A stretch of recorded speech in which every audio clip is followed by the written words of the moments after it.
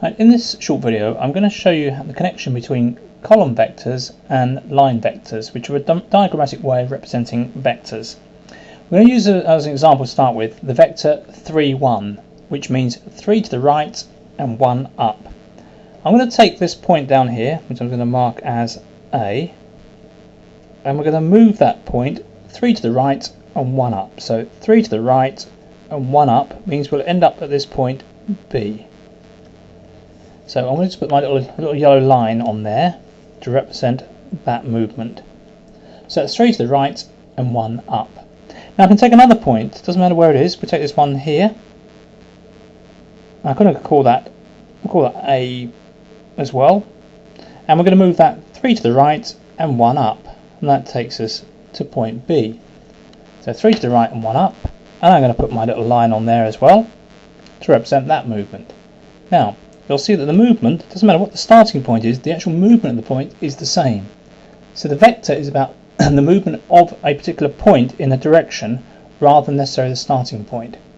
So the straight line between the 2 points here can be represented as a line vector. We show a line vector as a straight line with an arrow on it. And the other notation that we have to represent this movement is like algebra, we might call it A with an underline. So the vector A with an underline like that would be the same as saying a movement of 3 to the right and 1 up. Continuing this explanation, this time I'm going to take a vector which I'm going to call B. So B and underline so we know it's a vector, and that's going to represent the movement 1 down and 3 to the right. So it's 1 down and 3 to the right. So let's just take a starting point. I want to see what this line vector looks like. So let's take a starting point in the middle of the board there. 1 down, 3 to the right. So if I put my line on it to represent the line vector, we can see the movement of 1 down and 3 to the right. And I can do that with any point as long as it moves in the same direction. So 1 down, 3 to the right. Now in my example here, this is my starting point. And I move to my end point. I put an arrow to show the direction of movement, and the movement is from start point to end point, and I call that vector B.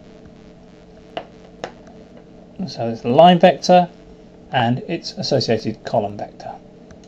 To finish off with, I've got a vector A which is represented as a column vector 2, 3, 2 to the right and 3 up. And what I want to represent on my diagram is what the vector 2A looks like, which means 2 lots of the movement, which is A.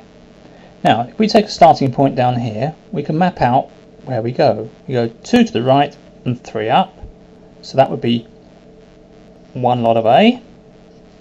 And then we're doing another set of 2 to the right and 3 up. So our total movement from the starting point to the end point is what we call 2A.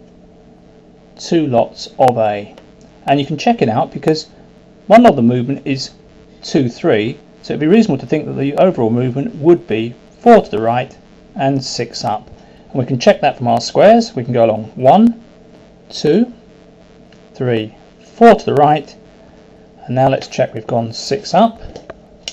So 6 up, 1, 2, 3, 4, 5 and 6. So 2A would be the movement 4 to the right and 6 up.